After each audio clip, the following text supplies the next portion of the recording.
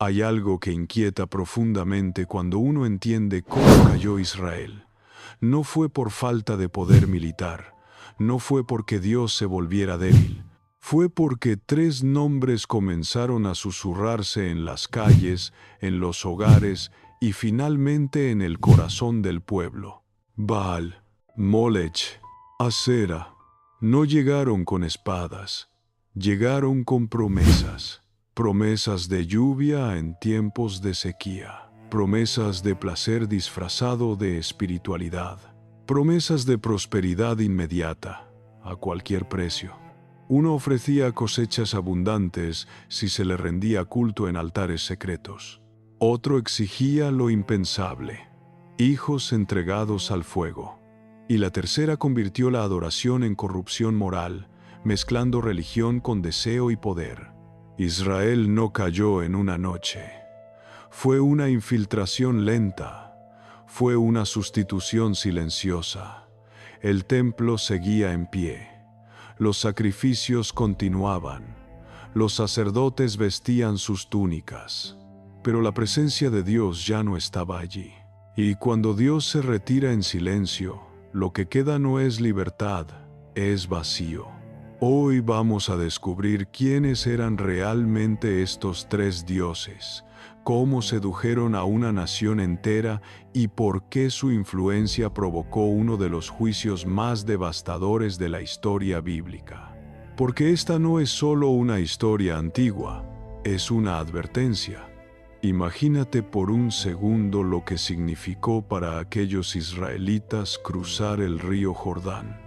Habían pasado 40 años en el desierto, 40 años de una existencia completamente dependiente de lo sobrenatural, 40 años en los que cada mañana, sin excepción, cuando salían de sus tiendas y miraban al suelo, encontraban esa sustancia blanca que nunca habían pedido, que nunca tuvieron que cultivar, que nunca tuvieron que negociar con nadie para obtener. Simplemente estaba ahí.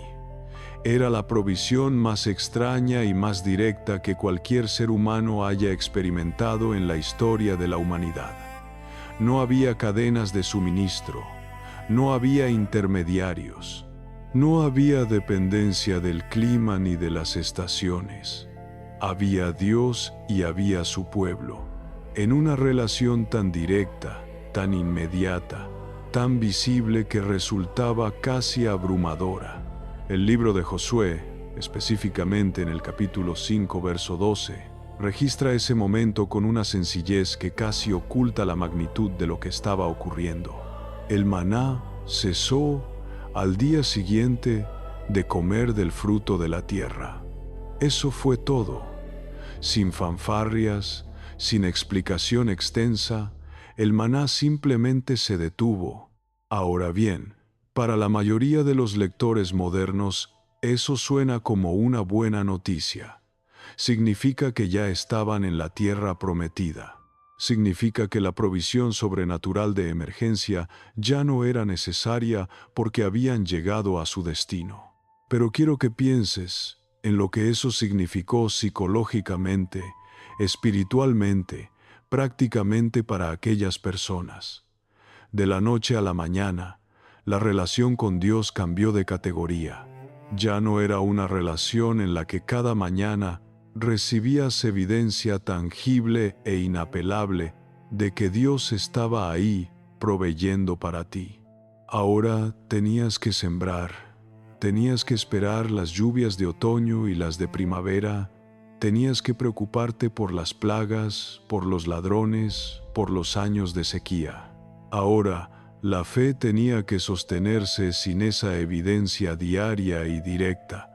Y eso, aunque suene extraño decirlo así, fue el primer punto de vulnerabilidad. No porque Dios hubiera cambiado, no porque la relación fuera menos real, sino porque la naturaleza humana, cuando deja de ver lo sobrenatural de manera directa e inmediata, tiende a buscar explicaciones, tiende a buscar sistemas, tiende a buscar garantías que puede tocar y controlar.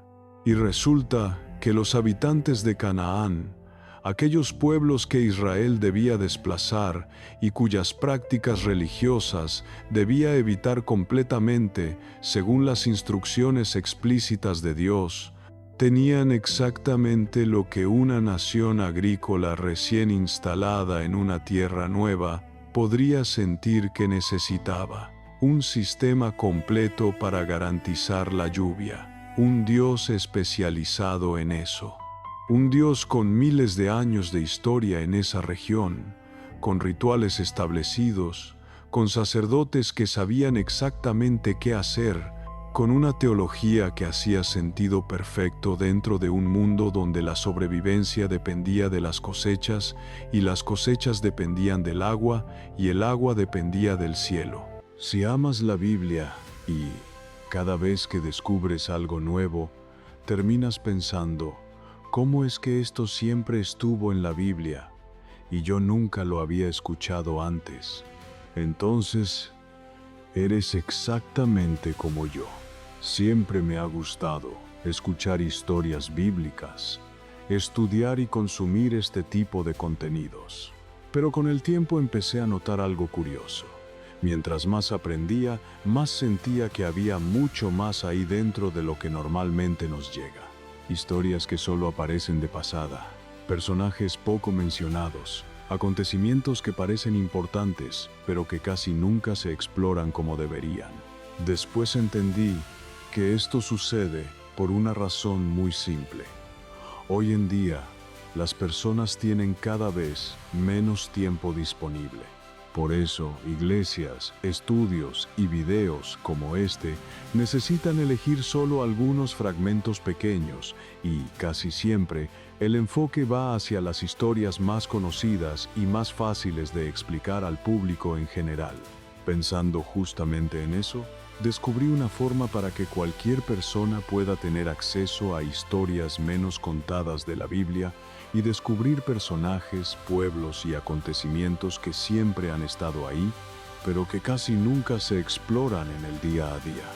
Así que, si tú también disfrutas aprender más sobre la Biblia y quieres ir más allá de lo que normalmente se explica de manera simple y sencilla, haz clic en el enlace que estará en el primer comentario fijado, o pausa el video y escanea el código QR que aparece en tu pantalla en este preciso momento para saber más. Ahora, volvamos al contenido. Ese dios se llamaba Baal, y la historia de Israel con Baal no comenzó cuando Acabe subió al trono, ni cuando Jezabel llegó de Fenicia con sus sacerdotes. Comenzó mucho antes. Comenzó casi en el instante en que los pies israelitas tocaron la tierra de Canaán. El libro de Jueces documenta este patrón con una honestidad que resulta casi dolorosa de leer. Capítulo 2, versículos 11 al 13. Los hijos de Israel hicieron lo malo ante los ojos de Yahweh y sirvieron a los Baales. Abandonaron a Yahweh, el Dios de sus padres, que los había sacado de la tierra de Egipto, y se fueron tras otros dioses, los dioses de los pueblos que estaban en sus alrededores, y los adoraron. Y lo que Jueces describe no es un momento de rebelión escandalosa y consciente. No es un episodio en el que los israelitas se reunieron en asamblea y votaron abandonar a Yahweh. Es algo mucho más gradual, mucho más sutil, mucho más parecido a lo que ocurre cuando una convicción se erosiona poco a poco bajo la presión de la conveniencia cotidiana. Fue un proceso. Fue una acumulación de pequeñas decisiones que nadie registró como decisiones históricas en el momento en que las tomó. Para entender por qué Baal era tan atractivo, necesitamos entender qué era exactamente lo que Baal ofrecía y por qué esa oferta resonaba tan poderosamente en el corazón de un agricultor cananeo o israelita. Baal, cuyo nombre simplemente significa Señor o Amo, era concebido en la religión cananea como el dios de las tormentas, de la lluvia, de la fertilidad. En los textos ugaríticos, esos textos mitológicos descubiertos en el siglo XX en el yacimiento arqueológico de Ras Shamra en la costa siria, Baal aparece como el gran campeón cósmico que derrota a Yam, el dios del mar y el caos, y que también vence a Mot, el dios de la muerte, para asegurar el ciclo de las estaciones. Su victoria sobre Mot era precisamente lo que explicaba por qué la lluvia regresaba después del verano seco, por qué los campos reverdecían, por qué los animales volvían a parir. Baal era la garantía cósmica de que el orden natural continuaría funcionando. Si este estudio te impactó, escribe en los comentarios qué parte te marcó más. Dale like al video y suscríbete al canal activando la campanita para no perderte los próximos estudios. Nos vemos en el próximo. Pero más allá de la mitología, lo que hacía a Baal prácticamente irresistible para un pueblo que acababa de instalarse en una tierra nueva era algo mucho más concreto. La religión de Baal era un sistema de transacción. Era, en términos modernos, una religión de resultados garantizados. Tú traías tus ofrendas, realizabas los rituales correctos en los momentos correctos, los sacerdotes hacían su parte, y a cambio Baal te daba lluvia, fertilidad, cosechas. Era predecible, era manejable, era un intercambio comercial revestido de ropaje sagrado. Y eso contrastaba de manera muy particular con lo que Yahweh exigía, que no era un sistema de transacción sino una relación de confianza total, de fidelidad absoluta, de rendición completa. Yahweh no prometía que si realizabas cierto ritual recibirías lluvia. Yahweh prometía que si lo amabas con todo tu corazón y caminabas en sus caminos, Él se ocuparía de cada necesidad. Eso es radicalmente diferente. Una es una fórmula que tú controlas. La otra es una relación en la que tienes que confiar en alguien más. Y aquí está el corazón de toda la crisis espiritual de Israel. El problema no fue que dejaran de creer en Yahweh. El problema fue que empezaron a relacionarse con Yahweh de la misma manera transaccional con la que se relacionaban con Baal. Empezaron a tratar al Dios del Sinaí como si fuera otro proveedor divino en un sistema de intercambio. Realizaban los sacrificios en el templo, cumplían con las fiestas del calendario religioso, entregaban sus diezmos y esperaban recibir a cambio prosperidad, seguridad, victoria. Cuando las cosas salían bien, concluían que el sistema estaba funcionando. Cuando las cosas salían mal, empezaban a preguntarse si quizás Baal no era más eficiente para el tema de las lluvias, si quizás convenía diversificar sus inversiones espirituales, si quizás no había contradicción en honrar a Yahweh en el templo y también quemar incienso en los altos a Baal en tiempos de sequía. Esta lógica dual, esta religiosidad sincrética, esta combinación de Yahweh con Baal, no era percibida por la mayoría de los israelitas comunes como traición. Era percibida como pragmatismo, como sentido común, como adaptación a la realidad. El profeta Elías vivió en el momento en que esta tendencia sincrética alcanzó su expresión más extrema y más institucionalizada. Y para entender la magnitud de lo que enfrentó, hay que entender primero quiénes eran Acabe y Jezabel y qué hicieron juntos. Acabe, hijo de Omri, asumió el trono del reino del norte aproximadamente en el año 874 a.C. El libro de 1 Reyes, en el capítulo 16, versículo 30, dice algo devastador con una economía de palabras impresionante. Acabe, hijo de Omri, hizo lo malo ante los ojos de Yahweh, más que todos los que habían sido antes que él, en un reino que ya tenía un historial espiritual bastante oscuro, eso es decir, mucho.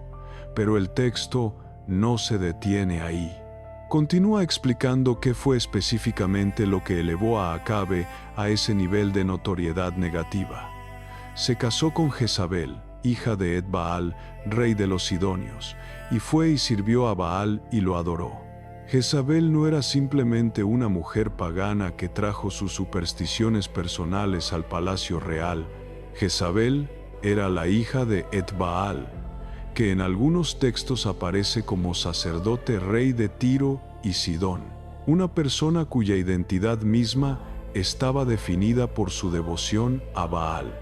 Era parte de una dinastía profundamente comprometida con el culto baalista y llegó a Samaria no como una inmigrante que adoptaría la cultura local, sino como una embajadora de un sistema religioso que tenía intención de instalarse permanentemente.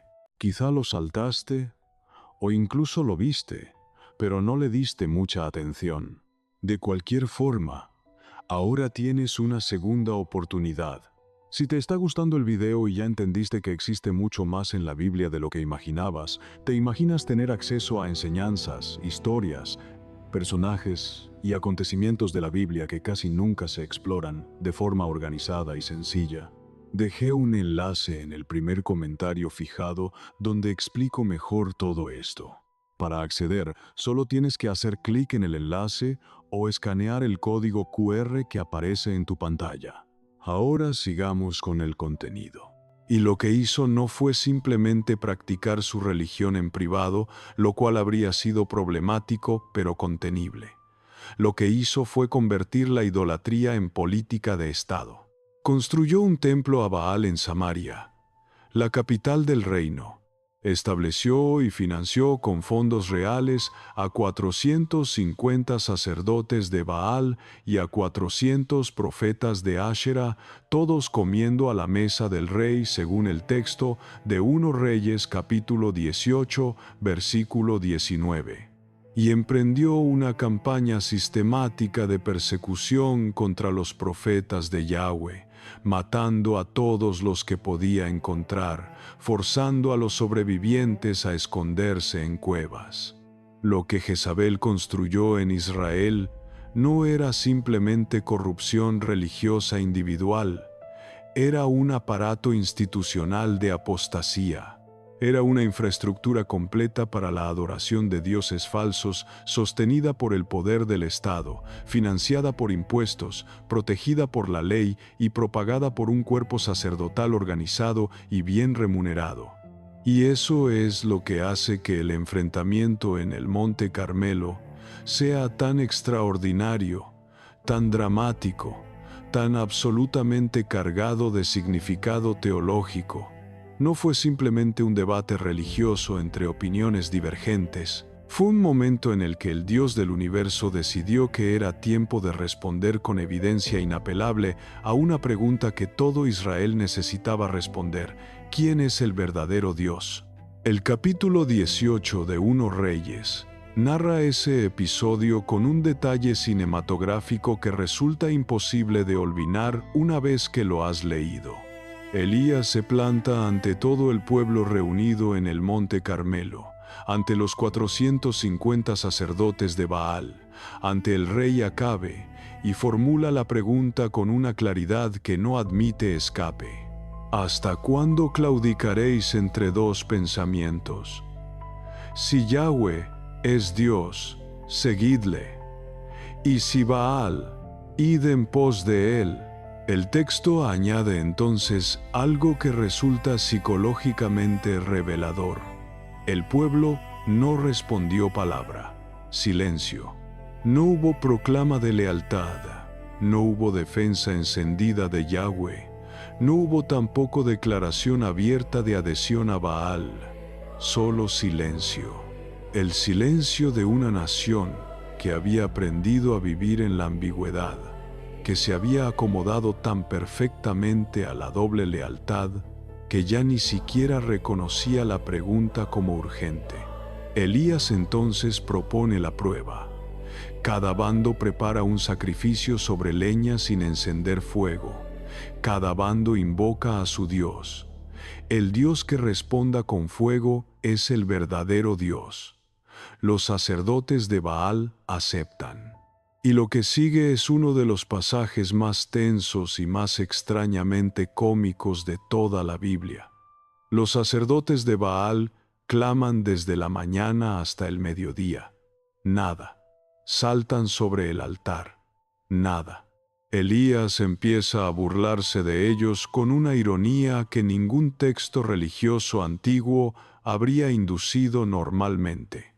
Gritad en alta voz, porque Dios es. Quizás está meditando, o tiene algún trabajo, o va de camino.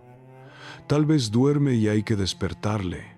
Los sacerdotes responden a la burla con más desesperación, clamando con más fuerza, cortándose con cuchillos y lancetas según su costumbre, dejando que la sangre fluya en uno de esos rituales que buscaban despertar la atención de la divinidad a través del sufrimiento del adorador. Y pasó el mediodía, y siguieron gritando frenéticamente hasta la hora en que se acostumbra a hacer el sacrificio vespertino. Y no hubo ninguna voz, ni quien respondiese, ni quien escuchase. El texto bíblico no podría ser más claro. No hubo ninguna voz, no porque Baal estuviera ocupado o dormido, sino porque Baal no existía. Era un constructo. Era una proyección de los deseos y los miedos humanos sobre una estatua de madera o piedra. Era la nada vestida con ropajes sagrados.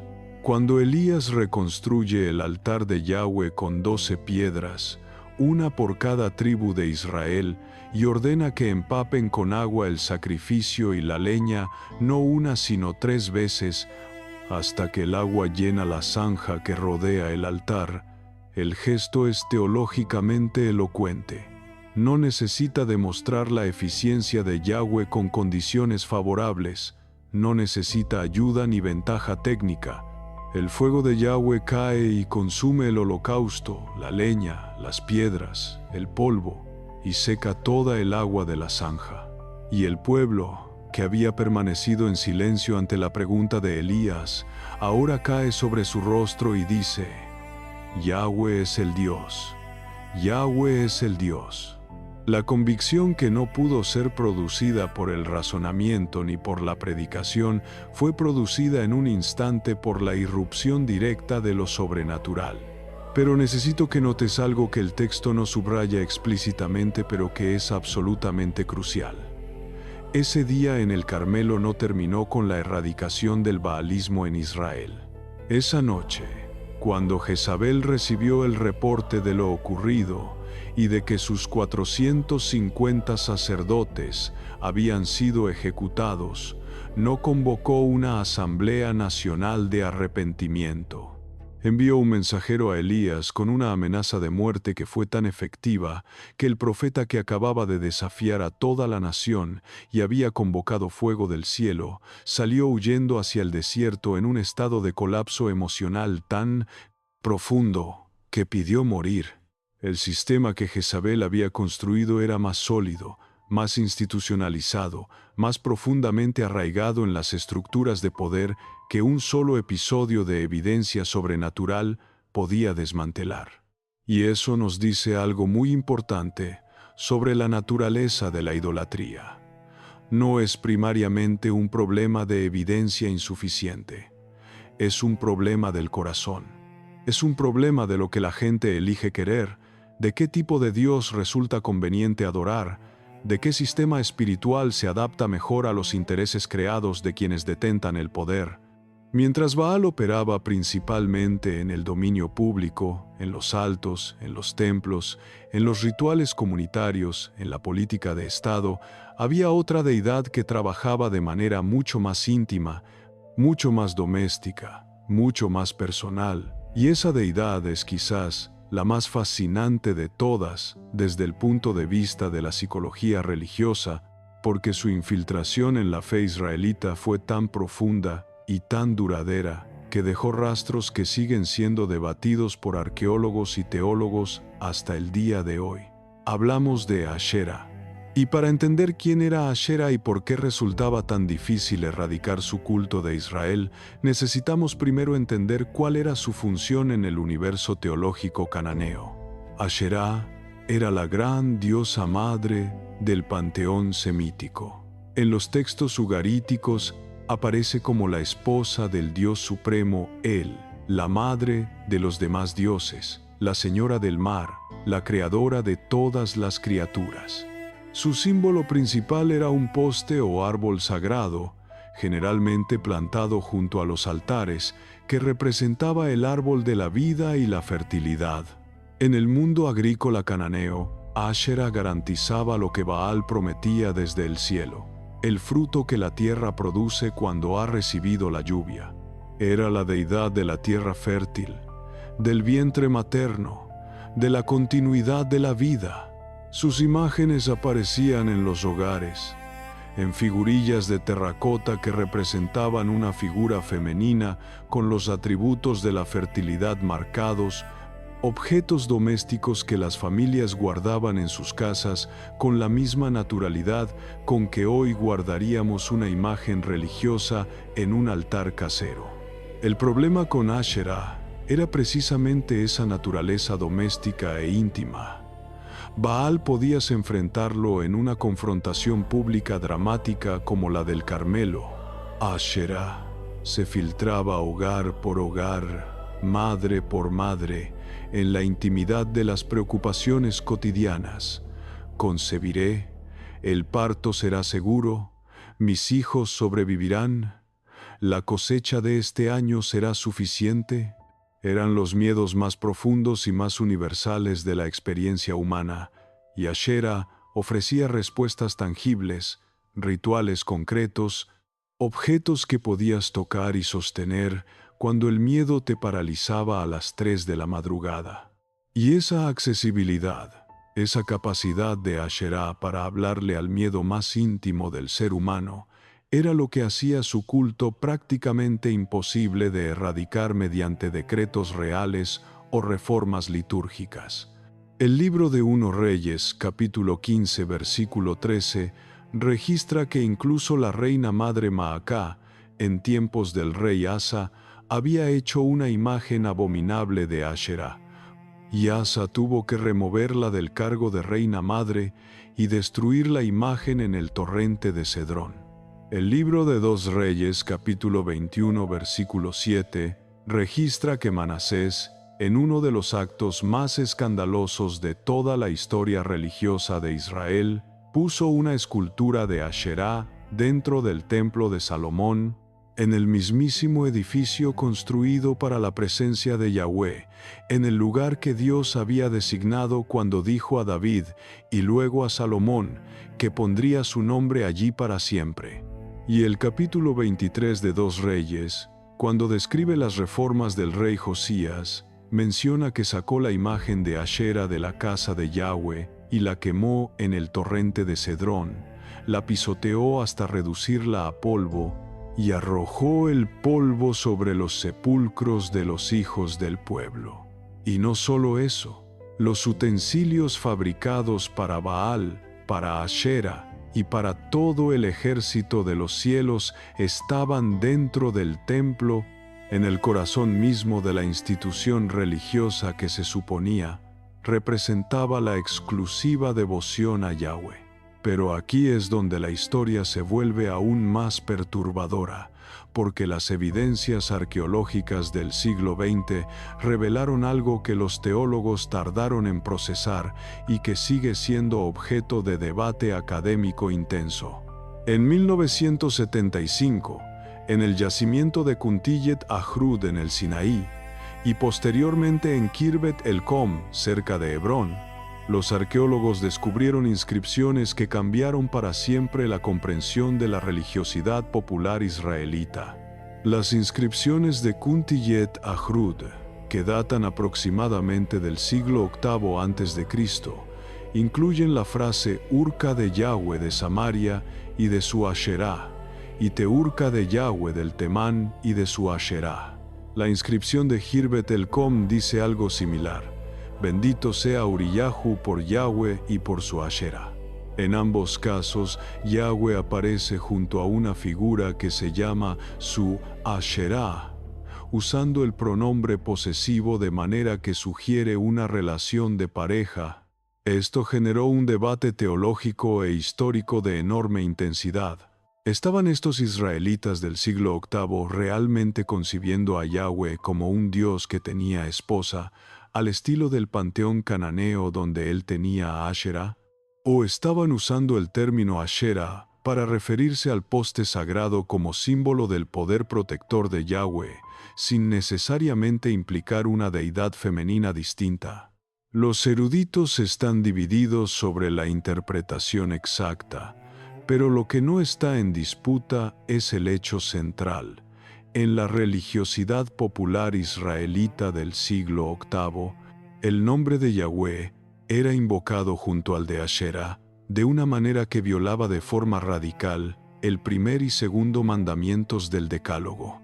El monoteísmo que Yahweh había proclamado en el Sinaí, ese monoteísmo exclusivo e irrenunciable que era el fundamento de la identidad de Israel como nación, había sido sustituido en la práctica cotidiana por algo que se parecía mucho más a una variante del politeísmo cananeo con nombres hebreos.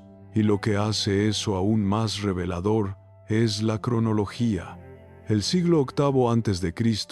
es el siglo de Amós e Isaías, el siglo en que los profetas están predicando con urgencia máxima sobre la corrupción espiritual de Israel y Judá. Es el siglo en que Amós denuncia en términos devastadores la hipocresía de una nación que mantiene sus rituales religiosos mientras pisotea a los pobres y pervierte la justicia. Es el siglo en que Isaías pronuncia ese pasaje sobrecogedor del capítulo 1, en el que Dios dice que está harto de los holocaustos, que no puede soportar la iniquidad junto con las fiestas solemnes, que cuando extienden sus manos Él aparta sus ojos, que cuando multiplican sus oraciones, Él no escucha. Todo eso está ocurriendo al mismo tiempo que israelitas comunes y corrientes, gente que probablemente se consideraba devota y religiosa, grababan en piedra una bendición que invocaba a Yahweh y a su Asherah. Las inscripciones no son la evidencia de una élite teológicamente sofisticada que estaba teorizando sobre el sincretismo. Son la evidencia de cómo pensaba y oraba la gente común. Son la evidencia de hasta dónde había penetrado la contaminación. Ahora bien, si Baal representaba la corrupción de la fe por la lógica de la transacción, y Asherah representaba la corrupción de la identidad de Dios al proyectar sobre él las categorías de la religión politeísta, existe un tercer Dios en esta historia que representa algo cualitativamente diferente, algo que va más allá de la corrupción teológica y entra en el territorio de lo que solo puede llamarse horror moral. Ese Dios es Moloque. Y para hablar de Moloque, necesito que te prepares emocionalmente, porque lo que voy a describir no es especulación ni exageración dramática. Es un hecho histórico documentado tanto en el texto bíblico como en fuentes arqueológicas y literarias extrabíblicas. En Israel y en el mundo antiguo circundante, padres y madres quemaban a sus hijos vivos como ofrenda a esta deidad. El nombre Moloque o Molec en hebreo es uno de los términos bíblicos cuya etimología exacta sigue siendo discutida. Algunos eruditos lo relacionan con la raíz semítica que significa rey, Melec en hebreo, con una vocalización alterada intencionalmente por los escribas hebreos para asociarlo con la palabra vergüenza, boshet. Otros lo interpretan como un tipo de ofrenda más que como el nombre de una deidad específica. Pero independientemente de la discusión etimológica, el fenómeno que el texto bíblico describe con este término es inequívoco: la ofrenda de niños mediante el fuego. El libro de Levítico capítulo 18 versículo 21 ya prohíbe explícitamente esta práctica en el contexto de las instrucciones dadas a Israel antes de entrar en Canaán: y no des ninguno de tus hijos para ofrecerlos a Moloque. El libro de 2 Reyes capítulo 23 versículo 10 describe cómo el rey Josías profanó el Tofet que estaba en el valle del hijo de Hinnom, para que nadie hiciera pasar por el fuego a su hijo o a su hija a Moloque. El lugar donde esto ocurría, el valle del hijo de Hinnom, o Ge-Hinnom en hebreo, se convirtió en el nombre que en griego derivó en la palabra Gehenna, el término que Jesús utiliza en los evangelios para referirse al juicio eterno, al infierno. No es una coincidencia poética, es una conexión deliberada entre un lugar geográfico específico con una historia concreta de horror humano y la realidad más temible de la teología. Cuando Jesús habla de la Gehenna donde el fuego no se apaga, sus oyentes judíos entendían perfectamente la referencia. Conocían ese valle, sabían lo que había ocurrido allí. Sabían que en algún momento de la historia de su nación, en ese mismo lugar donde ellos vivían o cerca del cual caminaban, niños habían sido quemados vivos como ofrenda religiosa. Y esa imagen, esa memoria histórica cargada de horror, era exactamente lo que Jesús estaba usando para describir la realidad del juicio divino. Pero antes de llegar a la dimensión escatológica de Gehenna, necesitamos quedarnos un momento en la dimensión histórica y hacernos la pregunta que más perturba. ¿Cómo? ¿Cómo llega un padre a ese punto? ¿Cómo llega una cultura a normalizar el sacrificio de niños? La respuesta más honesta, la que emerge de estudiar el fenómeno en su contexto histórico y psicológico, es que no ocurre de golpe. Nunca ocurre de golpe. Ocurre al final de un largo proceso de erosión moral en el que la lógica transaccional de la religión de Baal, llevada a su conclusión más extrema, produce el monstruo que es Moloque.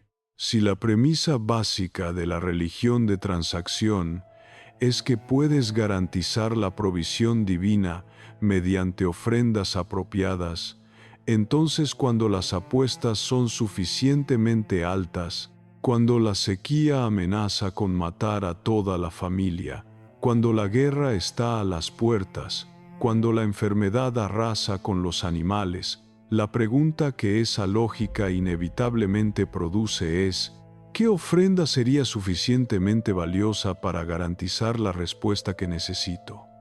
Y la respuesta más terrible que la mente humana puede producir dentro de esa lógica perversa es: lo más valioso que tienes. Y lo más valioso que tiene un padre es su hijo. La evidencia arqueológica más perturbadora de esta práctica viene del yacimiento que los arqueólogos llaman Tofet, un término que posiblemente deriva de la misma raíz aramea o hebrea que la Biblia usa para el lugar donde se realizaban estos sacrificios. El Tofet de Cartago, la colonia fenicia del norte de África, ha revelado en excavaciones realizadas desde el siglo XX miles de urnas funerarias que contienen los restos calcinados de niños pequeños, algunos recién nacidos, algunos de 2 o 3 años. La discusión académica sobre si estas urnas representan sacrificios rituales o simplemente cementerios infantiles donde enterraban a niños que habían muerto de causas naturales sigue siendo intensa, pero la evidencia textual de fuentes griegas y romanas sobre la práctica de sacrificios infantiles en Cartago, combinada con la evidencia arqueológica de animales calcinados en las mismas urnas que a veces parecen haber sido sustitutos de niños, sugiere que la práctica fue real y significativa. Y en Israel, el profeta Jeremías, en el capítulo 7 versículos 31 y 32, describe el Tofet en el valle del hijo de Hinnom, con palabras que son a la vez descriptivas y aterradoras. Han edificado los lugares altos del Tofet, que está en el valle del hijo de Hinnom, para quemar en el fuego a sus hijos y a sus hijas, cosa que yo no mandé, ni subió en mi corazón. Esa última frase, cosa que yo no mandé ni subió en mi corazón, es una de las declaraciones más intensas de todo el Antiguo Testamento. Yahweh no está simplemente diciendo que esto está prohibido. Está diciendo que esto es algo tan ajeno a su naturaleza, tan completamente opuesto a lo que Él es y a lo que quiere, que ni siquiera lo ha pensado como posibilidad. Es una declaración de completa extrañeza moral. Y eso contrasta de manera demoledora con la lógica de la religión transaccional que llevó a la gente a ese punto. La idea de que Dios quiere todo lo valioso que tienes, de que la devoción se mide por el tamaño del sacrificio, de que puedes comprar el favor divino con el precio suficientemente alto.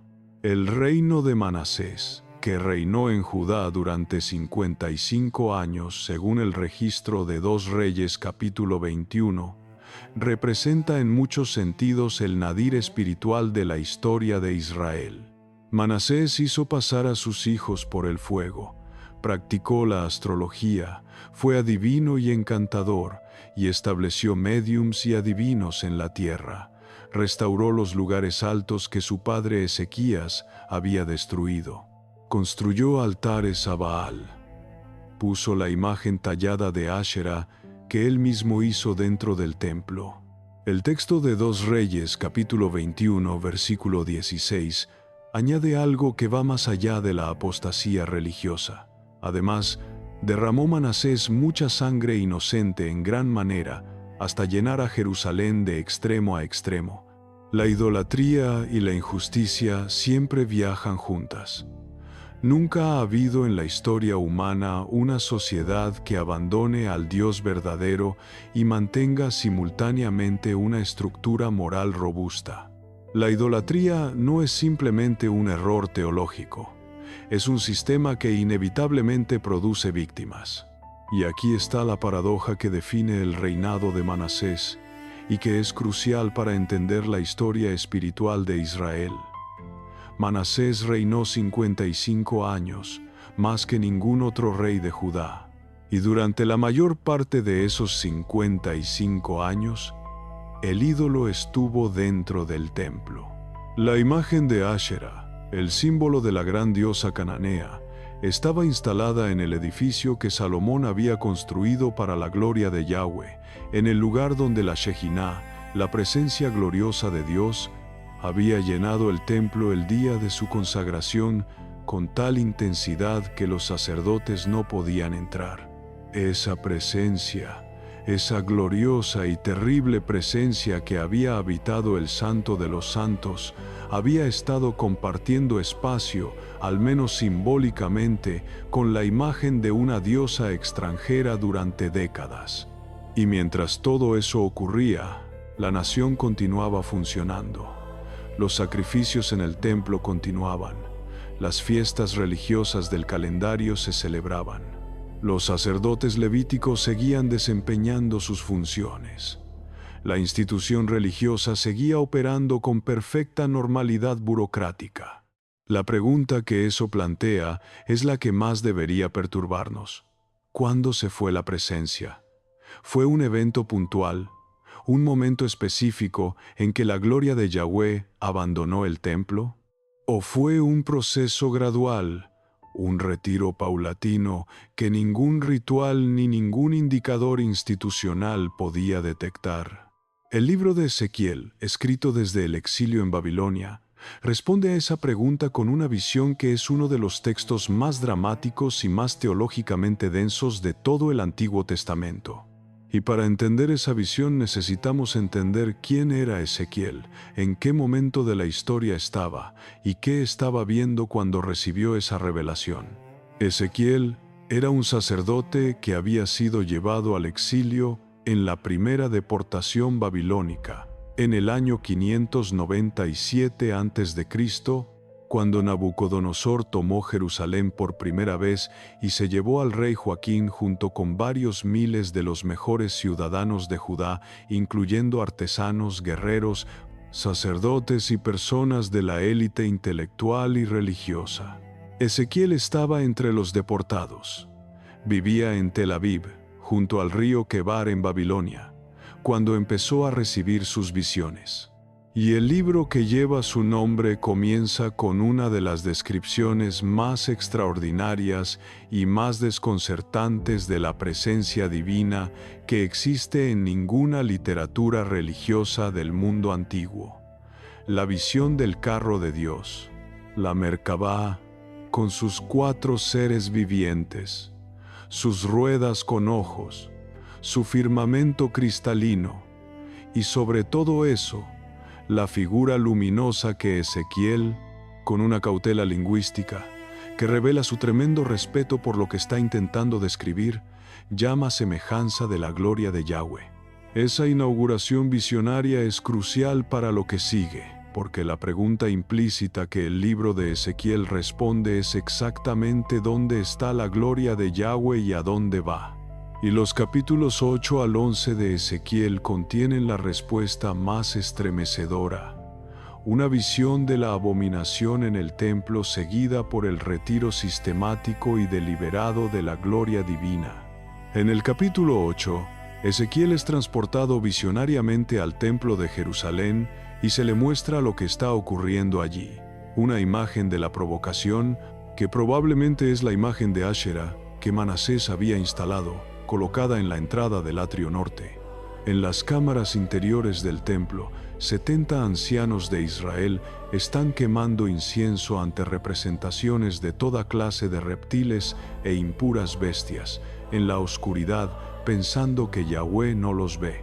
En la puerta norte del templo están las mujeres que lloran a Tamuz, el dios de la vegetación de origen sumerio-acadio. En la entrada del templo, dando la espalda al santuario y el rostro hacia el oriente, 25 hombres están adorando al sol. Lo que Ezequiel está viendo es un templo que simultáneamente alberga el culto oficial a Yahweh y 4 variantes distintas de idolatría pagana. No es que el templo haya sido cerrado y reabierto como santuario de Baal. Es que funciona como todo a la vez, como templo de Yahweh y como sede de cultos sincréticos, de simbolismo astrológico, de adoración a la naturaleza divinizada, de prácticas de lamento para dioses de la vegetación que mueren y resucitan. Es la confusión religiosa más absoluta e institucionalizada en el lugar más sagrado de Israel.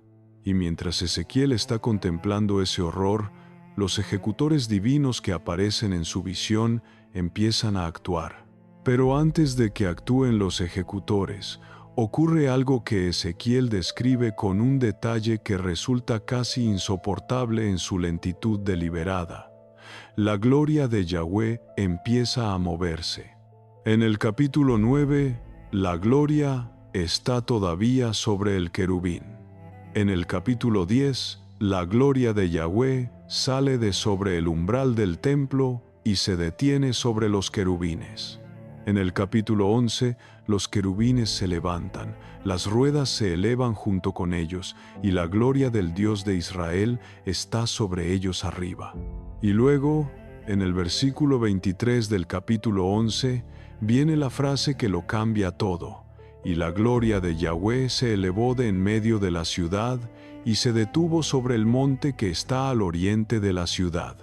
El monte que está al oriente de Jerusalén es el monte de los olivos. La gloria no se fue directamente al cielo, se fue al monte de los olivos, se detuvo allí y luego se fue. ¿Por qué es crucial ese detalle? Porque el monte de los olivos aparecerá de nuevo en la historia de Israel en un momento de importancia infinita. Pero antes de llegar a ese momento, necesitamos hablar de la última gran reforma espiritual en la historia del reino de Judá, la que emprendió el rey Josías, porque esa reforma nos dice algo profundamente importante sobre los límites de lo que la reforma institucional puede lograr y sobre lo que realmente hace falta para que una nación regrese genuinamente a Dios. Josías subió al trono de Judá cuando tenía 8 años, en el año 640 a.C., después del asesinato de su padre Amón, que había continuado las abominables prácticas de su abuelo Manasés. A diferencia de Manasés, que comenzó reinando mal y según la tradición del libro de las Crónicas, se arrepintió solo al final de su vida, Josías comenzó bien y mantuvo esa dirección. En el año 18 de su reinado, cuando tenía 26 años, durante las obras de reparación del templo que él mismo ordenó, el sumo sacerdote Hilcías encontró algo que cambió el curso de la historia. Encontró el libro de la ley. El texto de 2 Reyes capítulo 22 dice que Hilcías entregó el libro al escriba Safán, quien lo leyó ante el rey Josías, y que cuando el rey oyó las palabras del libro de la ley, rasgó sus vestidos, la señal más elocuente del duelo y el horror en la cultura del antiguo cercano Oriente.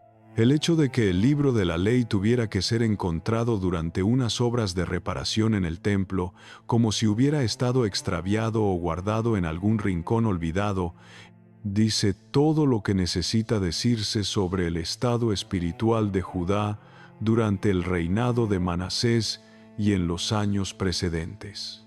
La palabra de Dios no era leída, no era enseñada, no era el centro de la vida religiosa de la nación. La institución religiosa funcionaba, los sacrificios se ofrecían, los sacerdotes cumplían sus roles, pero el texto fundacional que daba sentido a todo eso había sido archivado, había sido relegado al olvido práctico mientras los rituales continuaban por inercia. Y cuando ese texto fue leído en voz alta ante el rey, cuando las palabras de la ley llenaron los oídos de Josías por primera vez en su vida de manera completa y sistemática, la reacción fue de terror absoluto, porque el rey comprendió de inmediato la distancia astronómica que existía entre lo que Dios había pedido y lo que la nación había estado haciendo.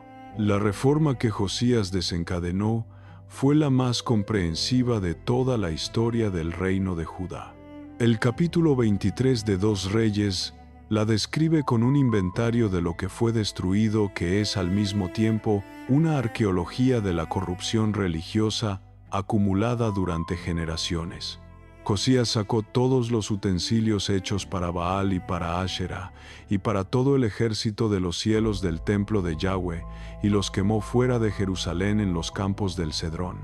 Derribó los cuartos de los que hacían tejidos para Ashera, que estaban en la casa de Yahweh. Profanó los lugares altos donde los sacerdotes habían quemado incienso, quebró las imágenes, taló los postes sagrados, derribó los altares que los reyes de Judá habían construido en el techo de la cámara superior de Acaz, profanó el Tofet en el valle de Hinnom, quitó los caballos que los reyes de Judá habían dedicado al sol en la entrada del templo y quemó con fuego los carros del sol. Derribó los altares que Salomón mismo había construido para Astoret, la abominación de los sidonios, y para Camos, la abominación de los moabitas, y para Milcom, la abominación de los hijos de Amón. Y luego vino la Pascua.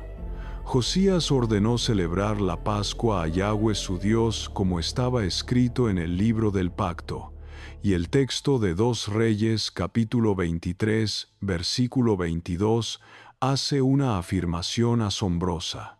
No se había celebrado tal Pascua desde los tiempos en que los jueces gobernaban a Israel, ni en todos los tiempos de los reyes de Israel, ni de los reyes de Judá. Estamos hablando de varios siglos sin una Pascua como Dios la había ordenado.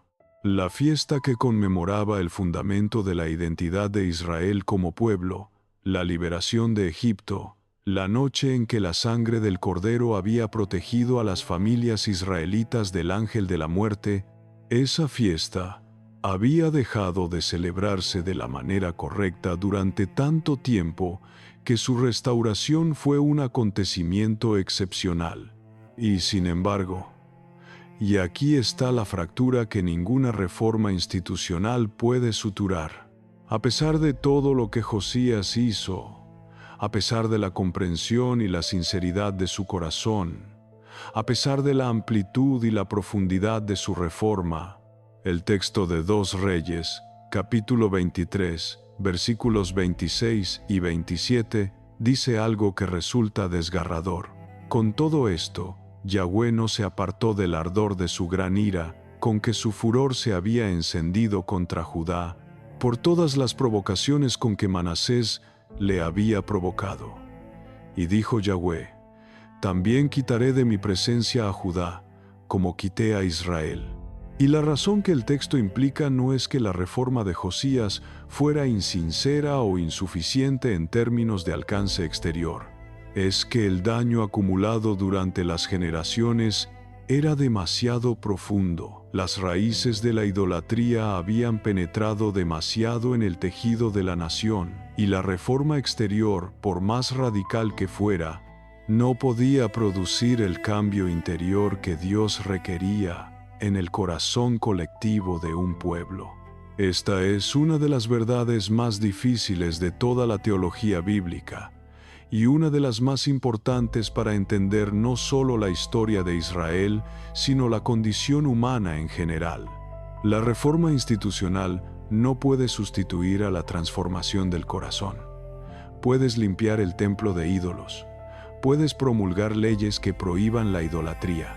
Puedes quemar los postes sagrados y destruir los altares de los lugares altos. Puedes restaurar los rituales correctos y celebrar las fiestas en la forma prescrita. Puedes hacer todo eso y haber cambiado el decorado sin haber cambiado nada fundamental. Josías lo hizo todo bien. Sus motivos eran correctos. Su corazón era genuino.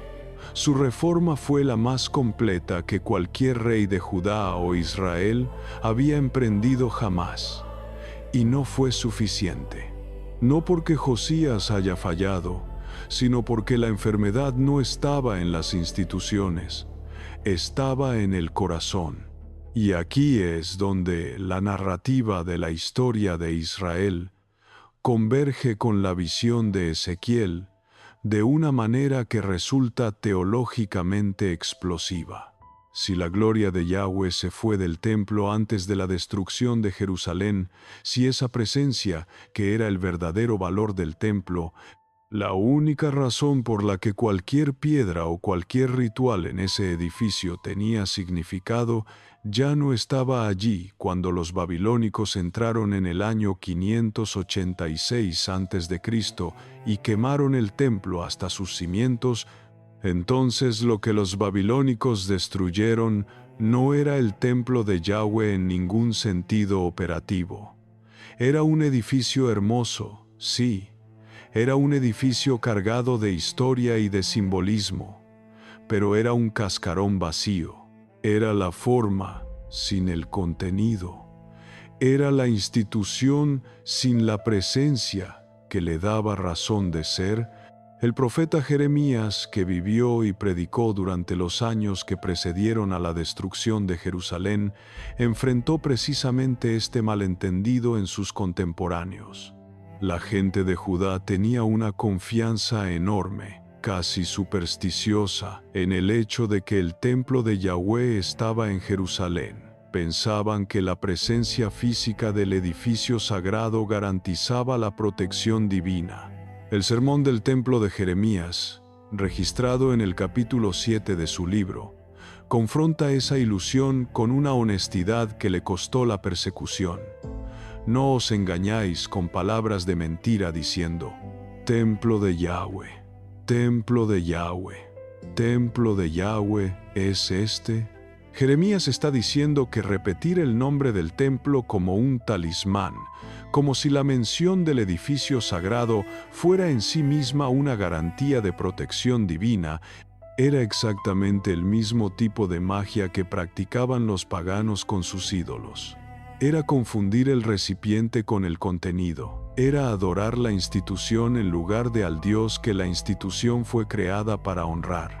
Y entonces vino la destrucción, y el exilio, y la nación que había existido durante siglos, la nación que se identificaba como el pueblo elegido de Yahweh, la nación que había recibido la ley en el Sinaí y había cruzado el Jordán con el arca del pacto, fue llevada a Babilonia. Y allí, en esa tierra extraña, junto a ríos que no conocían, en una cultura radicalmente diferente, con el templo reducido a cenizas y la ciudad de David convertida en ruinas. Los israelitas tuvieron que hacerse preguntas que nunca antes habían tenido que enfrentar con esa urgencia. ¿Dónde está Dios? ¿Nos abandonó? ¿Fracasó? ¿Fue derrotado por los dioses de Babilonia? ¿Qué significa ser el pueblo de Yahweh cuando no hay templo, cuando no hay rey, cuando no hay tierra? El libro de las Lamentaciones, escrito en respuesta directa a esa destrucción, expresa ese dolor con una intensidad que todavía, milenios después, resulta difícil de leer sin ser afectado. El capítulo 1, versículo 12. ¿No os importa a todos los que pasáis por el camino? Mirad y ved si hay dolor como mi dolor, que me ha venido, porque Yahweh me ha afligido en el día de su ardiente furor. Y el capítulo 2, versículo 7. El Señor ha abandonado su altar, ha desechado su santuario, ha entregado en manos del enemigo los muros de sus palacios. La voz que resuena en Lamentaciones es la de una nación que finalmente entiende que lo que perdió no era principalmente un edificio, sino una presencia, que lo que fue quitado no era principalmente una institución, sino una relación, y que esa relación fue dañada no por la fuerza de los ejércitos babilónicos, sino por las decisiones acumuladas de generaciones que prefirieron a Baal, a Asherah y a Moloque antes que a Yahweh. Pero aquí es donde la historia no termina. Aquí es donde la narrativa da un giro que ninguna lógica puramente humana habría podido predecir. Porque resulta que ese retiro de la gloria, ese silencio de Dios, esa ausencia que era en sí misma el juicio más devastador que Israel podría haber experimentado, no era el final de la historia, era el espacio que antecede al regreso. Era el silencio que precede a la voz más extraordinaria que el mundo jamás había escuchado. Y esa voz, cuando llegó, no llegó de la manera que nadie esperaba. No llegó con pompa militar, ni con exhibiciones de poder cósmico. Llegó en forma de un bebé, en un pesebre en Belén. Llegó a través de 30 años de vida oscura en Nazaret. Llegó predicando en Galilea, comiendo con recaudadores de impuestos, tocando a los leprosos, hablando con mujeres samaritanas junto a pozos. Y cuando esa voz llegó a Jerusalén, cuando ese hombre que los evangelios describen como la palabra hecha carne, se acercó a la ciudad que había sido el centro de toda esa historia de gloria y corrupción y reforma y destrucción, el texto del Evangelio de Lucas, capítulo 19, versículos 41 al 44, registra algo que resulta absolutamente impresionante cuando lo ves en el contexto de toda la historia que hemos estado explorando. Al acercarse Jesús a la ciudad, lloró sobre ella diciendo: «Si también tú conocieras, a lo menos en este tu día, lo que es para tu paz, pero ahora está encubierto a tus ojos». Jesús estaba en el Monte de los Olivos cuando dijo eso, en el mismo lugar donde, siglos antes, según la visión de Ezequiel, la gloria de Yahweh se había detenido antes de partir. Estaba mirando a Jerusalén desde el mismo punto desde donde la gloria había mirado antes de irse, y lloraba. No con la frialdad del juicio, no con la distancia del ser divino que contempla el error humano con indiferencia. Lloraba con las lágrimas reales de alguien que ama profundamente lo que está a punto de perderse, de alguien que ve con perfecta claridad lo que podría ser y lo que en cambio va a ocurrir. Y lo que estaba ocurriendo en esa visita de Jesús a Jerusalén era, en términos de la historia de Israel con sus dioses extranjeros, la última oportunidad. Era el momento en que el Dios, que había enviado profetas, que había soportado generaciones de idolatría, que había retirado su presencia y permitido el exilio, que había traído a su pueblo de regreso a la tierra, que había esperado pacientemente, Ese Dios estaba presente en persona, en carne y hueso, caminando por las mismas calles donde Manasés había derramado sangre inocente, en la misma ciudad donde el ídolo había estado dentro del templo durante 55 años, mirando a un pueblo que una vez más estaba a punto de no reconocerle. El texto de Juan, capítulo 1, versículo 11, lo expresa de manera lacónica pero devastadora. A lo suyo vino, y los suyos no le recibieron. Esa frase, a lo suyo vino, tiene un peso enorme cuando la lees en el contexto de toda la historia de la relación entre Yahweh e Israel. No es simplemente que Jesús vino a un lugar cualquiera y fue rechazado.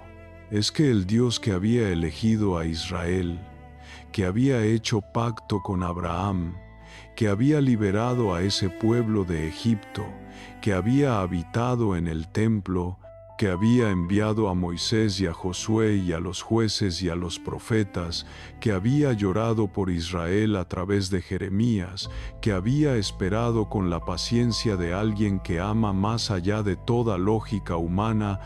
Ese Dios llegó a la casa que Él mismo había construido, al pueblo que Él mismo había formado, y fue rechazado. Y cuando fue rechazado, cuando el mismo patrón que había caracterizado a Israel durante siglos se repitió una vez más en la forma más extrema posible, la respuesta de Jesús en el Monte de los Olivos fue llorar. No fue ira, no fue condena. Fue el llanto de alguien que ya sabe lo que va a pasar, que ya ve el dolor que viene y que lo lamenta con un amor que no tiene equivalente en ninguna literatura humana. Y cuando Jesús entra al templo y voltea las mesas de los cambistas y los vendedores de palomas y dice: «Mi casa será llamada casa de oración, pero vosotros la habéis hecho cueva de ladrones», está haciendo algo que en el contexto de toda la historia que hemos estado explorando suena como el eco de todo lo que los profetas habían estado diciendo durante siglos. El templo había dejado de ser casa de oración mucho antes de que los cambistas instalaran sus mesas. El templo había dejado de ser casa de Dios en el sentido profundo cuando la presencia se fue. Y ahora la presencia había regresado, había entrado en su casa y había encontrado que los que se suponía debían preparar ese lugar para la presencia divina lo habían convertido en un sistema de comercio religioso. El paralelo entre lo que Ezequiel vio y lo que Jesús encontró es asombroso. Ezequiel vio ancianos quemando incienso a ídolos en la oscuridad, pensando que Yahweh no los veía. Jesús encontró comerciantes en el templo haciendo negocio con la devoción religiosa de los peregrinos. La forma había cambiado. El principio era el mismo: usar el espacio sagrado para propósitos que beneficiaban a los que detentaban el poder religioso e institucional a expensas de la verdadera relación con Dios. Y la respuesta de Jesús, ese gesto dramático de voltear las mesas, no era simplemente un acto de reforma moral, era una declaración de que la presencia había regresado y no toleraba lo que encontraba. Pero hay algo más en esa última semana de Jesús en Jerusalén que conecta directamente con el tema de los dioses que habían destruido a Israel. Cuando los líderes religiosos confrontan a Jesús, cuando le preguntan con qué autoridad hace estas cosas, cuando intentan atraparlo con preguntas sobre el tributo al César o sobre la resurrección, lo que estamos viendo es la última expresión de ese patrón idolátrico que comenzó cuando Israel empezó a preferir a Baal sobre Yahweh. Porque Baal no era solo un ídolo de madera o de piedra. Baal era una manera de relacionarse con lo divino que ponía al ser humano en control, que convertía la relación con Dios en una transacción manejable, que eliminaba la dimensión aterradora e incontrolable del Dios vivo. Y cuando los líderes religiosos de Jerusalén se enfrentaron al Dios vivo en persona, cuando el que podía hacer que el fuego del cielo descendiera estaba de pie ante ellos, La reacción de su sistema religioso fue exactamente la misma que la de los sacerdotes de Baal frente a Elías: miedo, manipulación y eventualmente violencia. Juan capítulo 11, versículos 47 al 48 registra la deliberación del Sanedrín después de la resurrección de Lázaro con una honestidad descarnada que resulta extraordinaria. ¿Qué haremos? Porque este hombre hace muchas señales. Si le dejamos así, todos creerán en él, y vendrán los romanos y destruirán nuestro lugar santo y nuestra nación. El miedo al poder romano, el miedo a perder el lugar santo, el templo, la institución, el miedo a perder la nación como estructura de poder. Exactamente los mismos miedos que habían llevado a Israel a buscar a Baal como garantía de cosechas, a Ashera como garantía de fertilidad doméstica, a Moloque como garantía de sobrevivencia nacional en tiempos de crisis extrema. La idolatría siempre es en su raíz más profunda la decisión de buscar seguridad, control y garantías en algo diferente al Dios vivo. Y los líderes religiosos de Jerusalén en ese momento estaban haciendo exactamente eso, sacrificando al Hijo de Dios en el altar de la autopreservación institucional.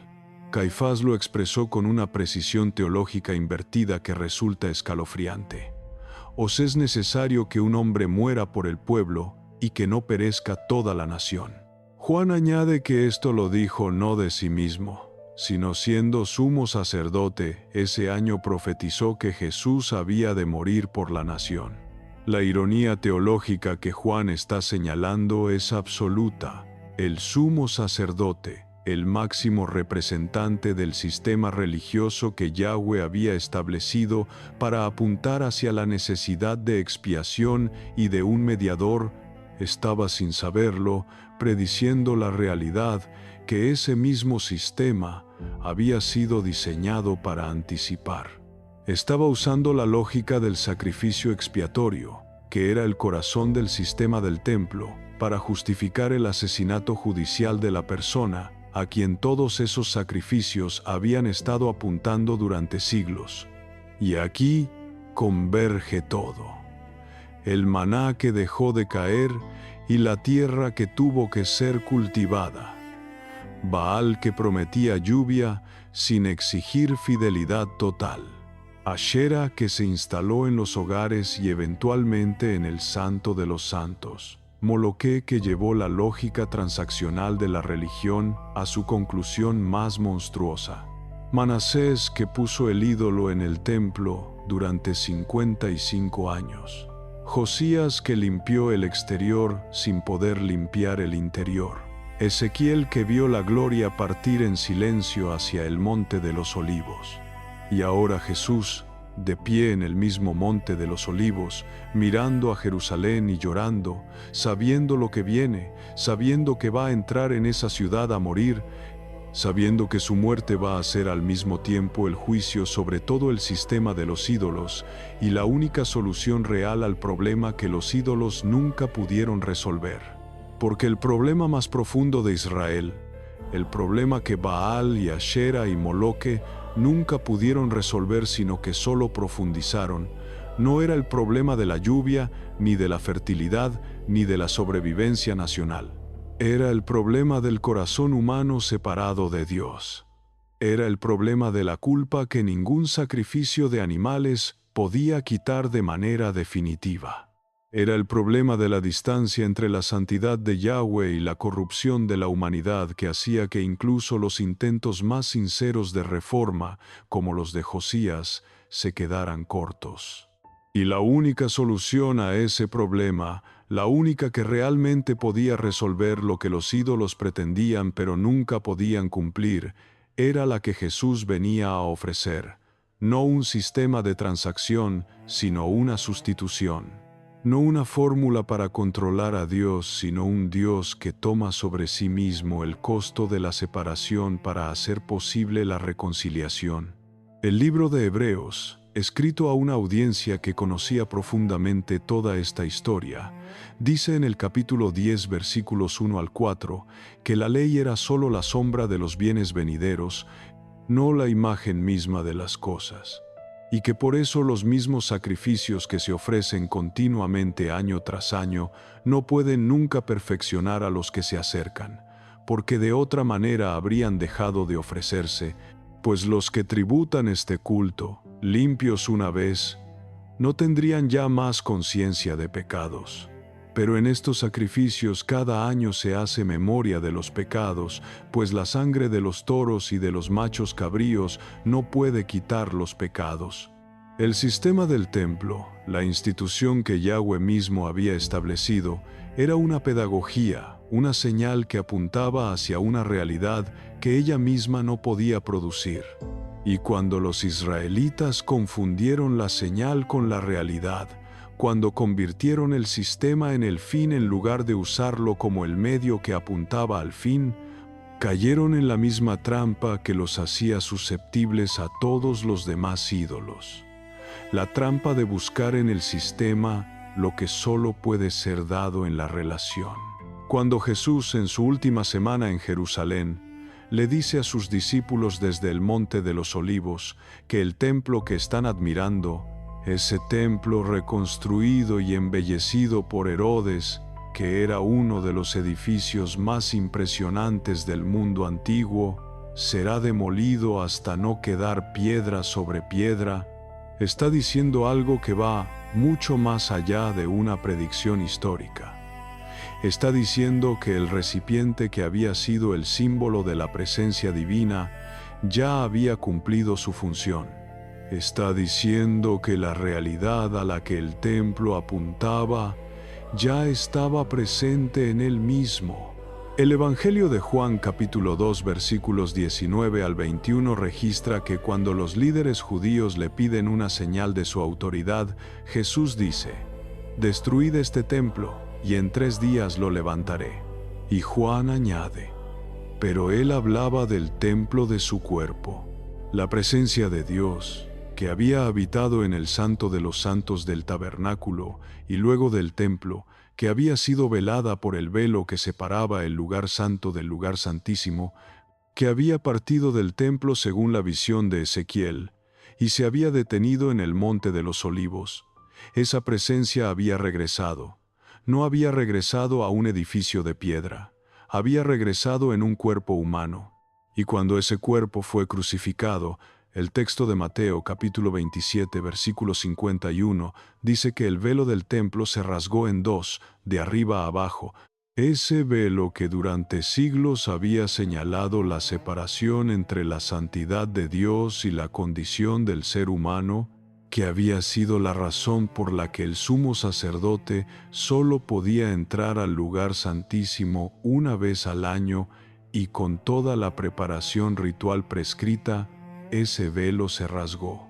Y lo que eso significaba era que la separación que los ídolos habían pretendido superar con sus sistemas de transacción, la distancia entre el ser humano y su creador que ninguna cantidad de sacrificios animales podía cerrar definitivamente, había sido cerrada de una vez y para siempre por el sacrificio que todos esos sacrificios habían estado prefigurando. El valle de Hinnom, donde los niños habían sido quemados como ofrenda a Moloque en el intento más monstruoso de comprar el favor divino, se convirtió en la imagen del juicio, la Gehenna, el lugar donde el fuego no se apaga. Jesús usa esa imagen en los evangelios sinópticos más de 10 veces, y lo hace en el contexto de advertencias sobre lo que ocurre cuando el corazón humano persiste en su alejamiento de Dios, cuando elige sistemáticamente algo diferente al Dios vivo como su ultimate concern, como su verdadero Dios. La Gehenna no es solo la expansión de la metáfora, es el punto de llegada de una lógica que comenzó cuando Israel decidió por primera vez que prefería el sistema predecible de Baal a la relación exigente y total con Yahweh. Y aquí quiero que nos detengamos un momento y seamos completamente honestos sobre lo que todo esto significa para nosotros, para la gente que vive en el siglo XXI. Porque sería muy cómodo escuchar esta historia como si fuera la historia de un pueblo lejano en el tiempo y en la cultura, como si la idolatría con sus postes sagrados y sus sacrificios en los altares de los lugares altos fuera un fenómeno tan antiguo y tan culturalmente específico que no tuviera ninguna relevancia para la experiencia religiosa contemporánea. Sería muy cómodo concluir simplemente que nosotros somos más sofisticados, que vivimos en un mundo científico que ya superó esas formas primitivas de religiosidad y seguir con nuestra vida. Pero Pablo, escribiendo a una iglesia en Corinto que vivía en una de las ciudades más cosmopolitas y más religiosamente diversas del mundo greco-romano, dice en 1 Corintios capítulo 10 versículo 6 que estas cosas acontecieron como ejemplos para nosotros, para que no codiciemos cosas malas como ellos codiciaron.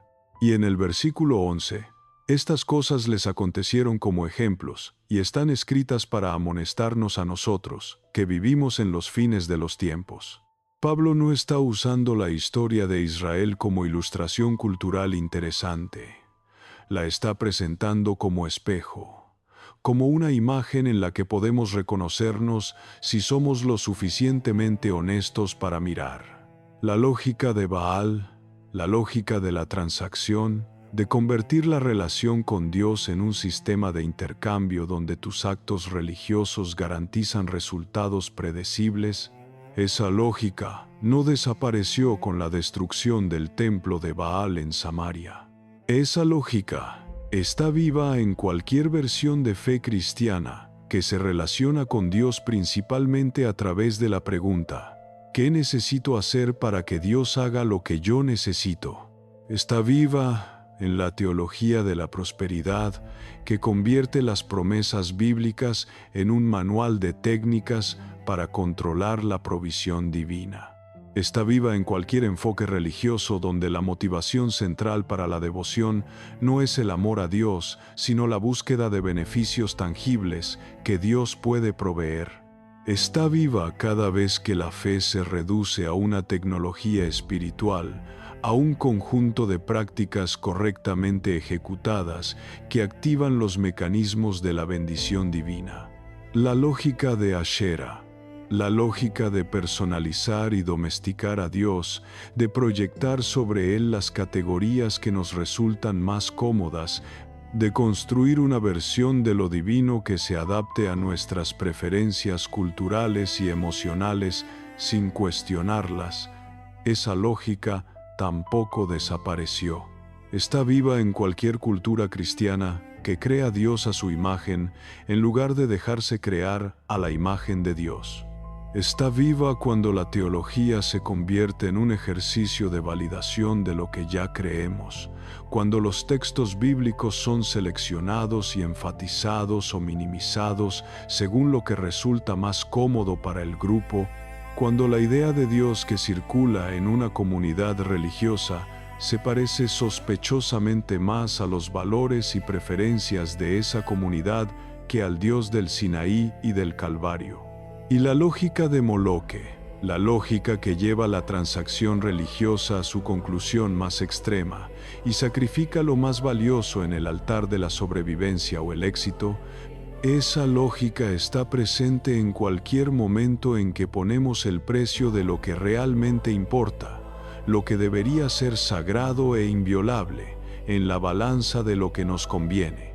Está presente en cualquier sistema, religioso o no, que sacrifica personas reales, personas vulnerables, en el altar de principios abstractos, ideologías, proyectos de poder o intereses económicos. Lo que Dios dijo a través de Ezequiel, lo que Jeremías lamentó en las ruinas de Jerusalén, lo que Jesús lloró desde el Monte de los Olivos, sigue siendo verdad hoy. El juicio más devastador no es la invasión del ejército enemigo. El juicio más devastador es la ausencia de la presencia. Es cuando Dios, que ha sido rechazado sistemáticamente, que ha sido sustituido por versiones más cómodas y manejables de lo divino, simplemente se retira. No con truenos ni con plagas, en silencio. Y la institución religiosa continúa, y los rituales se celebran, y los edificios están llenos, y la presencia que les daba razón de ser ya no está. La pregunta que toda esta historia nos deja es directa, quizás incómoda, pero absolutamente necesaria. ¿Hay algún ídolo que ocupe en nuestro corazón el espacio que corresponde al Dios vivo? No necesariamente una estatua de piedra, no necesariamente un nombre de deidad antigua, sino algo, cualquier cosa, a lo que recurrimos cuando necesitamos seguridad, cuando necesitamos garantías, cuando el miedo nos paraliza y buscamos un sistema que prometa resultados controlables. Cualquier cosa que ocupe el lugar de la confianza total en Yahweh, el Dios que no promete fórmulas sino que promete presencia, ese es el Baal de nuestro tiempo. Cualquier versión de Dios que hemos construido para que se parezca más a lo que queremos que a lo que Él es, ese es nuestra Asherá. Y cualquier cosa que sacrificamos, que ofrecemos en el altar de la autopreservación, del éxito, del reconocimiento, eso es Moloque con otro nombre.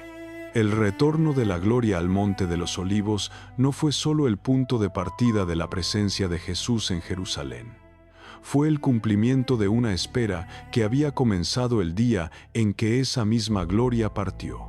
Y el llanto de Jesús sobre Jerusalén desde ese mismo monte fue el llanto de ese amor eterno que nunca dejó de esperar el regreso de los que se habían ido tras otros dioses. El amor que no destruyó con fuego ni con diluvio, sino que esperó, que envió profetas, que lloró sobre las ruinas del rechazo y que finalmente dio lo más valioso, no como transacción, sino como regalo. No para comprar el favor de los seres humanos, sino para hacer posible lo que los seres humanos necesitaban y no podían producir por sí mismos: un corazón nuevo, una presencia real, una relación sin ídolos. La historia de los dioses que destruyeron a Israel no es simplemente historia antigua. Es el relato más honesto que existe sobre la condición humana y sobre las únicas dos opciones que siempre estuvieron y siguen estando disponibles. Los sistemas que prometen control pero producen vacío, o el Dios que exige todo pero da presencia. Los ídolos nunca entregan lo que prometen. Nunca pudieron. Baal no pudo traer la lluvia en el Carmelo.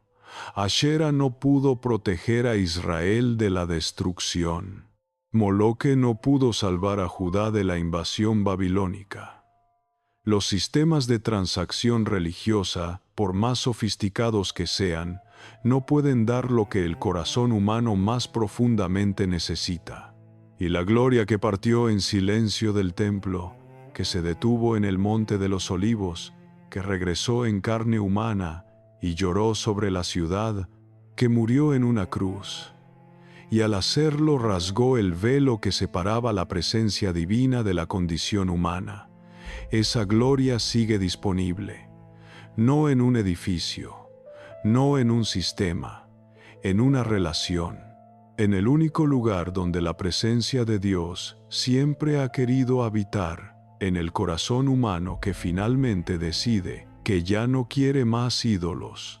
Ahora te invito a reflexionar sobre todo lo que hemos explorado hoy y a escribir en los comentarios qué aspecto de esta historia te impactó más, o qué conexión encontraste entre la experiencia de Israel y tu propia vida de fe. Si este estudio fue valioso para ti, suscríbete al canal si todavía no lo has hecho. Y si quieres profundizar aún más en el conocimiento bíblico y teológico, puedes estudiar teología con nosotros de manera completamente online. Toda la información está en la descripción del video y en el primer comentario. Continuando desde donde dejamos la reflexión sobre la presencia y los ídolos, hay una dimensión de esta historia que todavía no hemos explorado con la profundidad que merece y que resulta absolutamente crucial para entender no solo lo que le ocurrió a Israel, sino lo que el texto bíblico está intentando decirnos sobre la naturaleza misma del juicio divino y de la misericordia que lo acompaña. Porque hay algo en la manera en que Dios respondió a la idolatría de Israel que desafía profundamente nuestras categorías habituales sobre cómo debería actuar un Dios justo. Y ese desafío contiene algunas de las verdades más transformadoras de toda la revelación bíblica. Cuando pensamos en el juicio divino dentro de la historia de Israel, tendemos a enfocarnos en los eventos dramáticos y visibles. La sequía que Elías anunció, la invasión asiria que destruyó el reino del norte en el año 722 a.C., la campaña babilónica que arrasó con Jerusalén en el 586. Estos son los momentos que los libros históricos documentan con detalle, los momentos que los profetas habían anunciado como consecuencia de la infidelidad nacional. Y todos esos eventos fueron reales, fueron devastadores, y fueron exactamente lo que los profetas habían advertido. Pero la visión de Ezequiel sobre la gloria que parte en silencio nos invita a entender que el juicio más profundo no era la invasión babilónica. Era lo que hizo posible que la invasión babilónica ocurriera sin que nada divino la detuviera. El profeta Oseas, que predicó en el reino del norte en el siglo VIII a.C., durante las décadas que precedieron a la destrucción de Samaria por los asirios, articula este principio con una metáfora que resulta simultáneamente tierna y devastadora. Oseas capítulo 11 comienza con palabras que son quizás las más íntimas que Dios pronuncia en todo el Antiguo Testamento. Cuando Israel era muchacho, yo lo amé, y de Egipto llamé a mi hijo. La imagen que usa Oseas para describir la relación entre Yahweh e Israel no es la del soberano y el súbdito, ni la del maestro y el discípulo, ni siquiera la del pastor y el rebaño. Es la imagen de un padre con un hijo pequeño. Yahweh enseñó a caminar a Israel tomándolo de los brazos. Lo cargó, lo curó cuando estaba enfermo. Y sin embargo, dice el texto con esa honestidad que hace tan difícil leer a los profetas sin ser afectado, cuanto más los profetas los llamaban, tanto más se alejaban de ellos. Sacrificaban a los Baales y quemaban incienso a los ídolos. Y luego viene algo que redefine completamente nuestra comprensión de lo que significa el retiro de la presencia divina. Oseas capítulo 11 versículos 8 y 9. ¿Cómo podré abandonarte, oh Efraín? ¿Te entregaré yo, Israel? ¿Cómo podré yo hacerte como Adma? ¿Te pondré yo como a Seboim? Mi corazón se conmueve dentro de mí, se inflama toda mi compasión. No ejecutaré el ardor de mi ira, ni volveré para destruir a Efraín, porque soy Dios, y no hombre, el santo en medio de ti, y no entraré en la ciudad. Lo que Dios está diciendo aquí es algo que ninguna teología que reduce a Dios a un sistema de recompensas y castigos automáticos puede contener. El juicio sobre Israel es real, las consecuencias de la idolatría son reales, pero detrás de todo eso hay un Dios que lucha internamente, cuyas entrañas se conmueven, que no puede abandonar sin un dolor que el texto describe con una urgencia casi angustiante. No ejecutaré el ardor de mi ira porque soy Dios y no hombre. La diferencia entre Dios y el ser humano no es que Dios sea más frío o más distante emocionalmente. La diferencia es que la compasión de Dios trasciende la lógica puramente retributiva que caracteriza las reacciones humanas. Esta tensión entre la justicia que exige consecuencias y la misericordia que no puede dejar de amar es el corazón palpitante de toda la historia que hemos estado explorando. Y es lo que hace que la narrativa bíblica sobre la idolatría de Israel sea tan profundamente diferente de cualquier otra narrativa de deidad ofendida en la literatura del antiguo cercano Oriente. Los dioses de Babilonia, los dioses de Egipto, los dioses cananeos, cuando eran ofendidos por sus devotos, simplemente los destruían o los abandonaban sin el menor rastro de conflicto interior. El abandono era neutro, indiferente, administrativo, pero Yahweh, el Dios que la visión de Ezequiel muestra retirándose del templo, no se va con indiferencia. Se va con el dolor de alguien que ha sido rechazado después de haberlo dado todo y que aún así, incluso en el retiro, sigue siendo el Dios que vuelve. Porque eso es lo que el exilio babilónico reveló que ningún israelita habría podido predecir en el momento más oscuro de esa experiencia. El exilio no era el final, era el desierto que precede al nuevo éxodo. Era la noche que precede a la aurora. Era el espacio donde la nación que había aprendido a vivir con los ídolos porque tenía el templo, iba a aprender a vivir sin el templo porque tenía a Dios.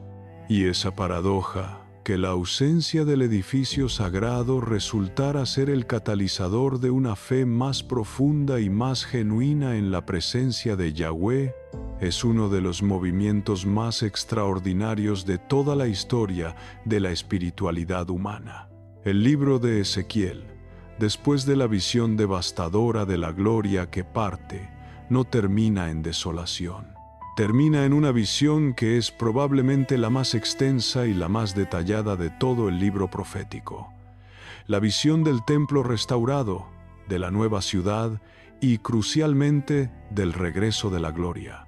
En los capítulos 40 al 48, Ezequiel recibe una descripción arquitectónica tan precisa del templo futuro que los intérpretes han debatido durante siglos si debe entenderse literalmente como un plan para un edificio físico que será construido o simbólicamente como la descripción de una realidad espiritual que va más allá de cualquier construcción humana.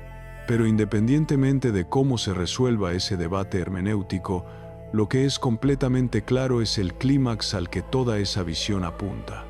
El capítulo 43, versículos 1 al 5, cuando Ezequiel ve la gloria de Dios regresar al templo por el oriente, por el mismo camino por el que había partido, con una voz como el sonido de muchas aguas, y la tierra que resplandece a causa de su gloria.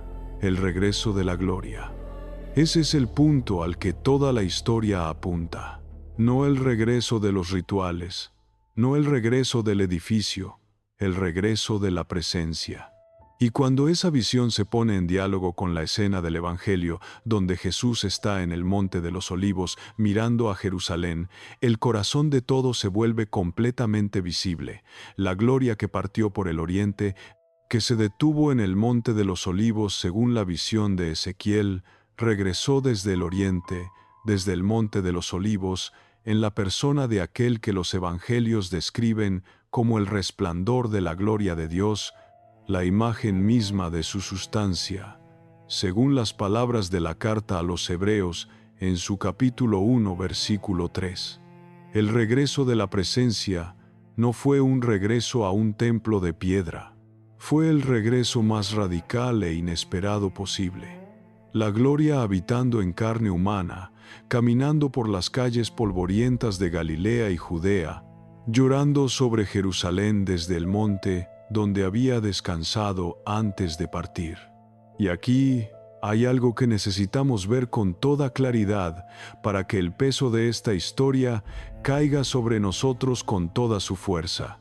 Cuando Jesús, días antes de su crucifixión, pronuncia las palabras del discurso del Monte de los Olivos registrado en Mateo capítulo 24, Marcos capítulo 13 y Lucas capítulo 21. Está haciendo algo que va más allá de predecir eventos históricos futuros. Está interpretando el significado de toda la historia de Israel a la luz de lo que está a punto de ocurrir. y conectando esa historia con una realidad escatológica que trasciende los límites del tiempo histórico.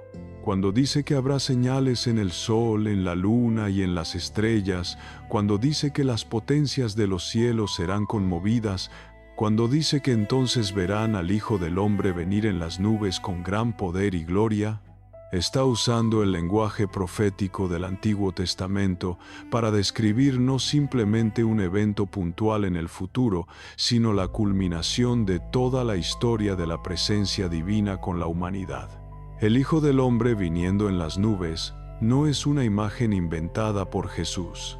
Es una imagen que toma directamente de Daniel capítulo 7, donde el profeta ve en visión al Hijo del Hombre que se acerca al Anciano de Días y recibe dominio, gloria y reino que todos los pueblos, naciones y lenguas deben servir.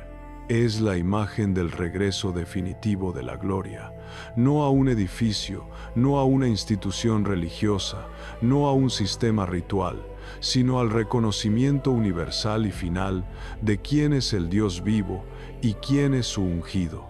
Y ese regreso final de la gloria, según el texto del Apocalipsis de Juan en su capítulo 21, no ocurrirá en un templo construido por manos humanas.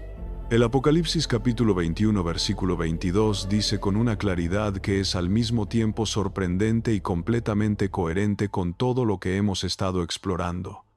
Y no vi en ella templo, porque el Señor Dios Todopoderoso es el templo de ella y el Cordero. No habrá templo en la nueva creación. No porque la presencia ya no sea real o ya no sea gloriosa, sino porque la presencia ya no necesitará un recipiente especial, un espacio delimitado, un edificio sagrado que la contenga y la represente ante los que no pueden acercarse directamente. La nueva Jerusalén no tendrá templo, porque la nueva Jerusalén será completamente templo. Toda ella será el lugar de la presencia. No habrá espacio profano ni espacio sagrado. No habrá velo que separe, no habrá zona donde los no iniciados deben detenerse. La gloria que partió del templo de Salomón, que se detuvo en el monte de los olivos, que regresó en carne humana y lloró sobre la ciudad que no la reconoció, esa gloria llenará toda la nueva creación de la misma manera que las aguas llenan el mar, según la promesa que el profeta Habacuc pronunció en el capítulo 2, versículo 14. Porque la tierra será llena del conocimiento de la gloria de Yahweh, como las aguas cubren el mar. Y mientras ese momento llega, mientras vivimos en el espacio entre el regreso de la presencia en Cristo y el regreso final de la gloria en su plenitud escatológica, la pregunta que esta historia nos deja sigue siendo la misma que Elías planteó en el Monte Carmelo y que Jesús replanteó con cada conversación, con cada milagro, con cada parábola. ¿Hasta cuándo claudicaréis entre dos pensamientos? No porque la respuesta sea automáticamente fácil, no porque el camino de la fidelidad total a Yahweh sea el camino de menor resistencia, sino porque la historia que hemos explorado hoy documenta con una honestidad brutal lo que ocurre cuando el corazón humano opta sistemáticamente por los sustitutos. No obtiene lo que los sustitutos prometían y pierde lo único que realmente necesitaba. Israel nunca obtuvo la lluvia garantizada que Baal prometía. Lo que obtuvo fue la sequía del alma. No obtuvo la fertilidad doméstica que Asherah prometía.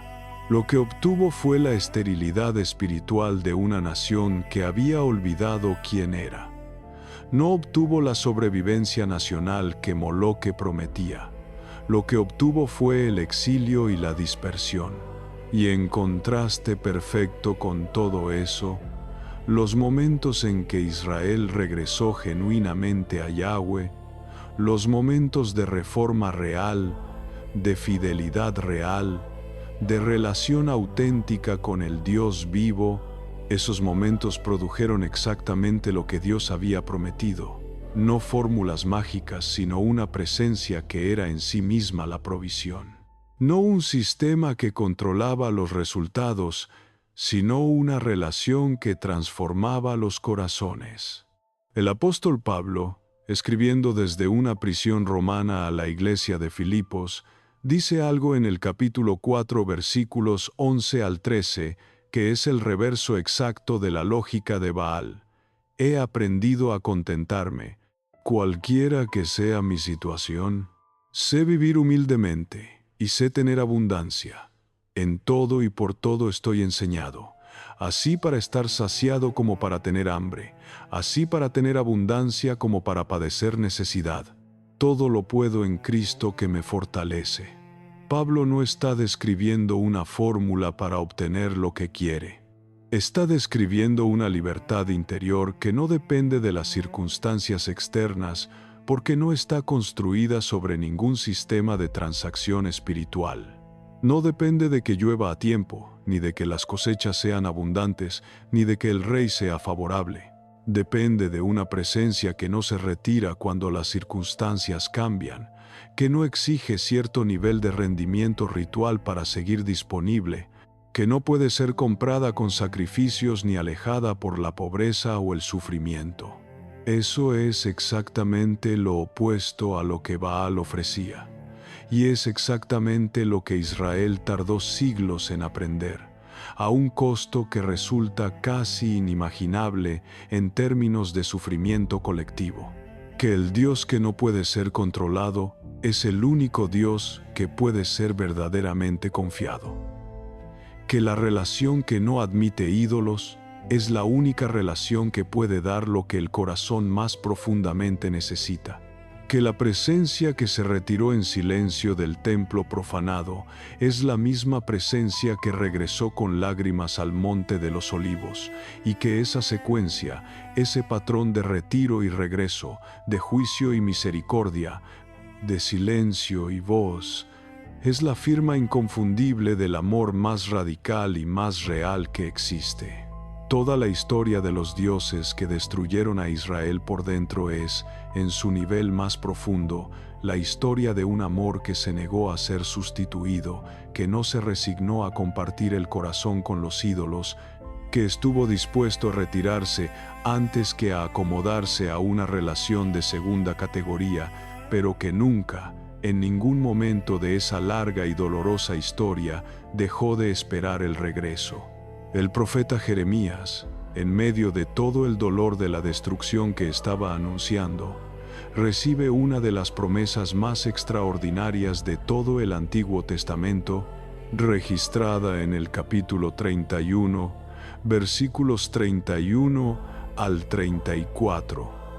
He aquí que vienen días, dice Yahweh, en los cuales haré nuevo pacto con la casa de Israel y con la casa de Judá, no como el pacto que hice con sus padres el día que tomé su mano para sacarlos de la tierra de Egipto, porque ellos invalidaron mi pacto.